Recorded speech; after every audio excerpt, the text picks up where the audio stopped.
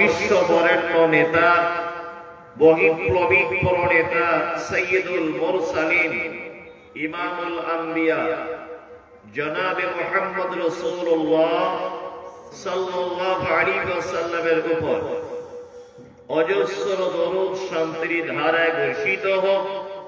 আল্লাহুম্মা আমিন। আল্লাহুম্মা সাল্লি আলাইহি। আমি পবিত্র গ্রন্থ মুকুট আল কোরআনুল কারীমে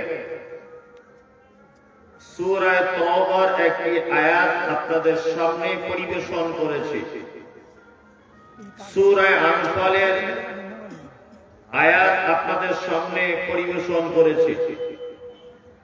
এই আয়াতগুলিকে সামনে রেখে আরো কিছু আয়াত এবং হাদিসকে যুক্ত করে বেশ কিছু কথা আপনাদের সামনে পেশ করার ইচ্ছা প্রকাশ করছি। আমার মাহবুব যতটুকু বলাবেন ততটুকু বলার চেষ্টা করব ইনশাআল্লাহ। আচ্ছা, মাইকের তাতে করে আমার ভাষা বুঝতে অসুবিধা হচ্ছে না? জি না, কথা বুঝতে পারছেন স্পষ্ট? আমার আগে যিনি গজল বলছিলেন ওনার কথা বোঝা যাচ্ছিল। মাইক ম্যান আপনি আস্তে করে দেন দরকার হলে, কিন্তু আমার বক্তব্য যেন সবাই বুঝতে পারে। আপনি মিক্সচারটা কমিয়ে দেন দরকার হলে, ইগো লাগবে না, কিন্তু আমার বক্তব্য যেন বুঝতে পারে সব। এতটুকু সুযোগ আপনি করে দেন। দেখুন, পবিত্র আল কোরআনে আল্লাহ সুবহানাহু ওয়া তাআলা অনেক শব্দ ব্যবহার করেছেন, অনেক শব্দ। তার মধ্যে সেই শব্দগুলো ব্যবহার করা হয়েছে সব মানুষের জন্য, সব মানুষের জন্য। যেমন পবিত্র আল কোরআনে আল্লাহ সুবহানাহু ওয়া তাআলা শব্দ ব্যবহার করেছেন মুমিনুন। কোন কথা প্রসঙ্গে তিনি বলতে গিয়ে বলেছেন যে মানুষ তারা মুমিন। আচ্ছা, যদি কেউ মুমিন হয় তাহলে এটা খারাপ না ভালো?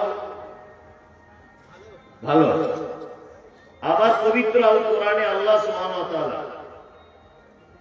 কথা বলেছেন মুনাফিকুন। মানুষকেই বলছেন যে এরা মুনাফিক। আচ্ছা বলুন তো, মুনাফিক এরা ভালো না খারাপ? খারাপ। আবার কথা আল্লাহ তাআলা বলেছেন মুত্তাকিন।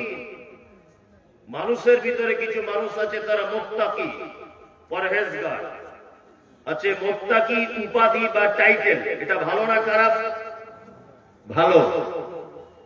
আল্লাহ সুবহানাহু ওয়া তাআলা পবিত্র আল কোরআনে কোথাও আবার বলেছেন মুশরিকিন। মানুষের ভিতরে তারা আবার কেউ আছে মুশরিক। এই মুশরিকটা ভালো না খারাপ? খারাপ, খারাপ। এইবার আপনাদেরকে আরেকটা মজার কথা বলি। আল্লাহ সুবহানাহু ওয়া তাআলা পবিত্র আল কোরআন অবতীর্ণ করার সময়তে বা পবিত্র আল কোরআন সিরিয়াল নাম্বারে যে সূরাগুলি আছে, দ্বিতীয় নম্বর সূরার নাম হচ্ছে সূরা বাকারা, তাই তো? ওখানে একটা কথা বলেছেন হুদাল লিন-নাস।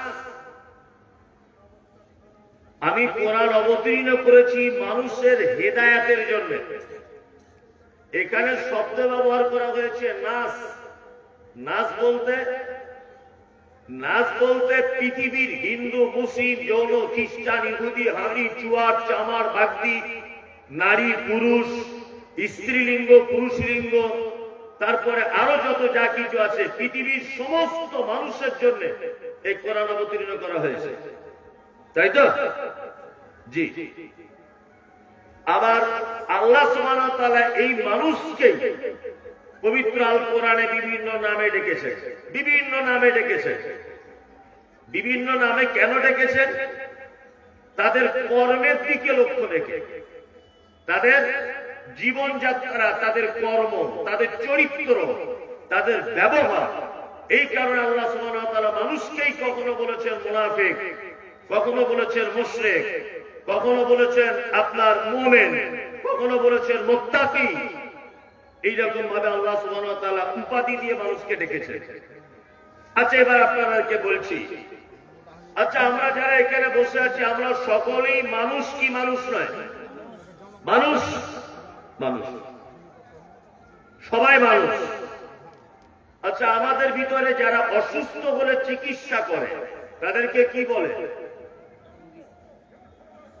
যে চিকিৎসা করে তাকে কি বলে? ডাক্তার। আর আপনার বাড়িতে সাইকেল চুরি করে নিয়ে পালিয়েছে তার নাম কি? চোর। যে মানুষের পায়খানা পরিষ্কার করে তাকে কি বলে? মেথর। আর যে বাচ্চাদেরকে পড়ায় তাকে কি বলে? মাস্টার। তাই না? জি। আচ্ছা বলুন এবারে, মেথরের যে সম্মান মাস্টারের সম্মান এক না আলাদা? ডাক্তারের যে সম্মান চোরের সম্মান এক না আলাদা? আলাদা। এবার বলুন, চোর আলাদা প্রাণী, মেথর আলাদা প্রাণী, মাস্টার আলাদা প্রাণী, আর ডাক্তার আলাদা প্রাণী না একই প্রাণী? তাহলে এদের টাইটেল কেন আলাদা? এক একজন এক এক রকমের কাজ করে, আবার এক একজনের সম্মানও আলাদা। চোর ধরা পড়লে পিঠের চামড়া থাকবে না, তাই না? আবার মেথর, ওর হাতে কাঁটার বালতি দেখলে কেউ বাসে ট্রেনে তুলবে না প্যাসেঞ্জার হিসেবে, যে অন্য লোক এই গাড়িটা উঠবে। তার মানে বুঝতে পারা যাচ্ছে দুনিয়াতেও যেমন এইরকম আছে উপাধি টাইটেলের কারণে সম্মান কমে আর সম্মান বাড়ে, ঠিক তেমন আল্লাহ সুবহানাহু ওয়া তাআলা পবিত্র আল কোরআনে মানুষের কাজের কারণে, তার কর্মের কারণে সম্মান কখনো বাড়িয়ে বলেছেন মুত্তাকি, কখনো সম্মান কমিয়ে দিয়ে বলেছেন মুনাফিক, কখনো সম্মান বাড়িয়ে দিয়ে বলেছেন মুমিন, আবার কখনো সম্মান কমিয়ে দিয়ে বলেছেন মুশরিকিন, মুশরিক। এবার আপনাদের কাছে আমার জানতে ইচ্ছা করছে, আচ্ছা বলুন, একটা মুমিনের যে সম্মান একটা মুনাফিকের একই সম্মান না সম্মান কম বেশি আছে? কম বেশি আছে না? আমি এইরকম কিছু শব্দের ব্যাখ্যা বিশ্লেষণ করবো আজকে ইনশাআল্লাহ। তবে আপনাদের কাছে বিনীত অনুরোধ থাকবে যে আপনারা আমার বক্তব্যটা একটু মন দিয়ে শোনার চেষ্টা করবেন, কারণ মমতাজুল ইসলাম মানি এখন চুলকানি। কি বললাম বুঝলেন না?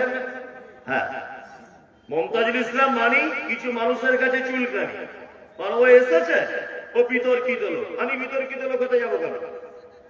আমি বিতর্কিত লোক হতে যাব কেন? নয় আপনি আমার কথা বুঝতে পারেননি, আর নয় আপনি নিজে একাই যেটা বোঝেন ওটাই সিদ্ধান্ত মনে করেন, অপরের কথাকে দাম দেন না। আপনারা কিছুদিন আগে দেখেছেন যে আই লাভ মোহাম্মদ নিয়ে সারা ভারতবর্ষে একটা তোলপাড় চলছিল। আই লাভ মোহাম্মদ, সারা পশ্চিম বাংলার সমস্ত আলেমরা চুপ ছিল এবং আই লাভ মোহাম্মদের পক্ষে তারা পদক্ষেপ গ্রহণ করেছিল।